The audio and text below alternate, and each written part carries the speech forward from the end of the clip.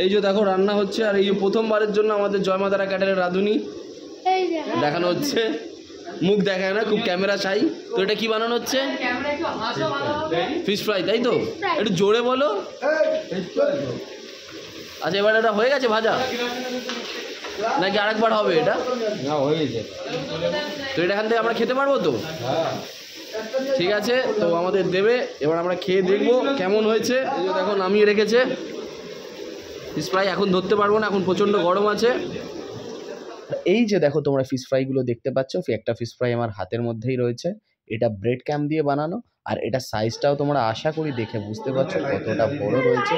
আর এটা একবার তোমাদেরকে ভেঙে দেখাচ্ছি, দেখো ভেতরটা কতটা গরম, আর এটার স্টাফিংসটাও খুব সুন্দর। তো এবার এটা খেয়ে নিই।